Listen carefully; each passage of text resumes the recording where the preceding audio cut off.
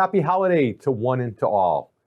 But will it be a happy one for the financial markets? And what does next year hold in store? I'm David Scranton, and you're watching The Income Generation.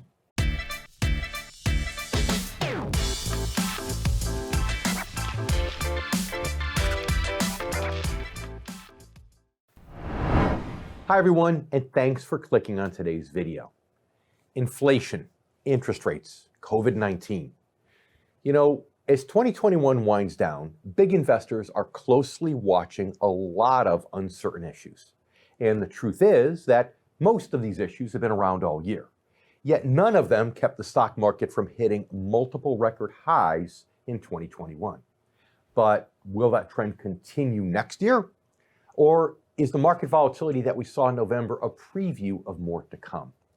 I'll share my perspective on today's 2022 Market Forecast Show. Specifically, we'll cover a recap of the markets in 2021, where things stand today, my forecast for next year, and what it means for income investors.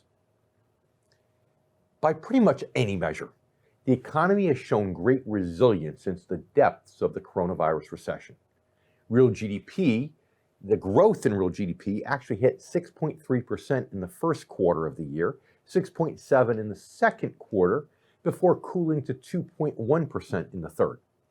And those numbers helped keep investors mostly optimistic for the year, and the stock market soared. Although it finished in the red in January due to fears over rising interest rates, it quickly rebounded. In fact, the Dow hit 31,000 for the first time in early February, and by November, it had reached 36,000.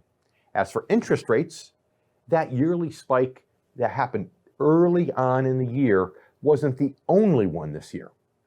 So that first spike from January through the end of March, during that time, the yield on the 10-year government bond went from under 1% to almost 1.75%. It almost doubled in 3 months. Rates stabilized after that and then trended downward for much of the year. But then came fall, and the yield on the 10-year government bond jumped again. It went from 1.28% in early September to 1.7% by late October. And then, of course, it dropped back down again into the 1.3 range by early December. Of course, interest rates, as you know, are closely tied to the issues that's worried investors for most of 2021, and that is inflation. In fact, inflation hit a 31-year high of 6.2% annualized in October. Now, despite these challenges, investors have remained mostly optimistic for this past year. And I think one of the main reasons is that COVID-19 numbers have trended, for the most part, down in 2021. But as the year is winding down, COVID is becoming a growing concern again. Why? Because this thing called the Omicron variant. On November 26th, Wall Street had its worst day since February, and all three major indices finished the month with losses. In addition to Omicron, investors were also reacting to the Fed's announcement that it might just speed up its schedule for winding down all the COVID-19 economic stimulus. In fact, all year, Wall Street has kept an eye on the Fed's plans to wean the economy off quantitative easing and subsequently to start raising short-term interest rates. And the timing of these moves is important for investors.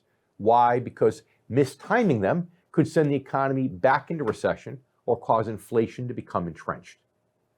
Now, in addition to inflation, COVID-19 concerns, and the Federal Reserve concerns, there are several other issues that are impacting the markets today. And they include long-term interest rates in general and what direction they might ultimately take next year.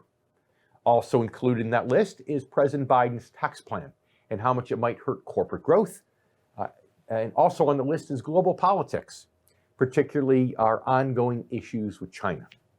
So with all this in mind, here is my market forecast for 2022, issue by issue, starting with inflation. Ultimately, I think the inflation we're seeing is transitory, not permanent. And inflation is always transitory because it never goes up forever. The question is, how long is transitory? But I do believe that in spite of it being transitory, it will drag on for most of 2022. If politicians can find a way to fix or improve the supply chain problem soon, inflation should get back to normal, maybe that 3% or so range by the end of 2022. If not, it could stay in the 6 to 7% range well into 2023. Next, economic growth. I think real GDP growth will slow to a sustained 2 to 3% or so throughout most of next year. And of course, that accounts for inflation and all the other challenges facing the economy as it cycles now from the recovery stage of a coronavirus recession to the growth stage. As for COVID-19 variants, I'm pretty sure we're going to be with this challenge, living with it for a while to come. But the good news is I don't see any major economic stoppage or shutdown because of these variants that keep popping up. I also don't foresee, or maybe this is wishful thinking, the Fed making a major blunder that panics investors in 2022. Their quantitative easing wind down should be cautious, and their next short-term rate hike probably won't come till the second half of next year in spite of the rhetoric. As for long-term interest rates, I believe that we're going to continue to see a slight upward trend, some occasional spikes and some pullbacks. But as I've said before, I also believe that we're in a permanent world now of low interest rates. It's essentially become the new normal.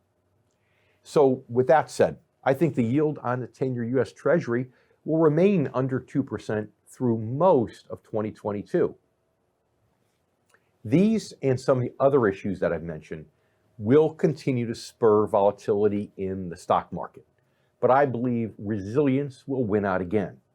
Not expecting another year like 2021 in the stock market that was an incredible year, but perhaps a year of decent growth. That could be somewhere in the 5 to 15% growth range. But between now and mid-year, I do think that we could have another pretty significant correction, maybe in the 10 to 15% range. That's quite possible, and frankly, might just represent a buying opportunity for investors who have the right risk tolerance and a long enough time horizon. So ultimately, I guess what I'm saying is I think 2022 will be another strong year for income investors, as this year has been. With that in mind, now's a perfect time to review your portfolio and to make sure that you're ready for whatever comes your way. So, is your allocation still right for your risk tolerance? Are you carrying more risk than you're comfortable with? Or maybe you'd like to take on more risk to potentially increase your income and growth potential in the future. Take some time and examine these questions, preferably with the help of an income specialist who can help you make 2022 a truly happy new year.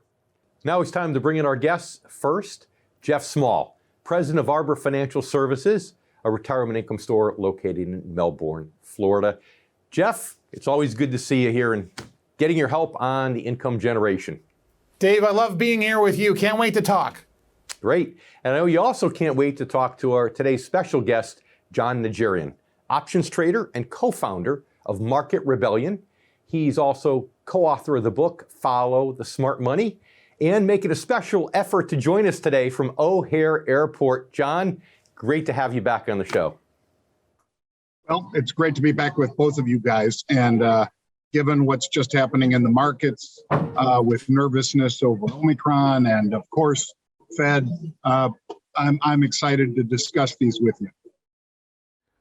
Well, speaking of that, Jon, since the last time you were on the show, the equity landscape has changed so significantly. And so we have all of these new looming threats that can affect what's going to happen to risk assets next year, whether it's the Omicron, the Fed raising rates too rapidly in an accelerated fashion to quell inflation, supply chain issues, overstretched market valuations. Give us your take. I can't wait to hear your thoughts. Well, Jeff, you're exactly right. The stretched valuations and the Fed do play right in, like hand in glove, because a lot of those tech companies are the ones that are really making hay while the sun shines. They are and have been borrowing aggressively, even if they have big cash holdings like Apple and a number of the other big techs do. But if we start seeing the Fed moving up on rates dramatically, which, by the way, I don't think we're going to see, I think that they're going to do the taper aggressively, which they have said, but I don't think that they're going to get more than one rate hike in 2022, perhaps two done between 2022 and maybe the first quarter of 2023. So I don't think that is what derails us. And as far as those high flyers, Jeff, you've already seen the likes of Square coming down from like 290 to 160. You've seen a pretty significant sell-off in a lot of those high flyers. You know, John, it's funny because the S&P 500 has been, the index to follow, and it's been more laden with big tech. So as of late, we've seen the S&P 500 be more sensitive to interest rate changes. So if they just try to increase the long end of the yield curve by stopping QE or maybe even shedding a little bit off its balance sheet, maybe in the second half of the year, then what does that mean for the S&P 500? What do you think that means for the broad market index into 2022? Yeah, I think, just as you say, the S&P 500 is pretty diverse, even though it's dominated by tech. There were times, of course, when it was dominated by energy. And we'll see, I think, a new focus on energy, given everything that's been going on with Russia, with the likelihood that if indeed they make some sort of a move, Dave, in Ukraine, that there would likely be sanctions. Europe's not going to cut off its nose to spite its face in that, they can't really cut off the Nord Stream, I guess you call it, the natural gas into the UK and the rest of Europe. But I think they will start making it more and more difficult for Russia if indeed they invade. And I think that would make these energy stocks in the US all the more valuable.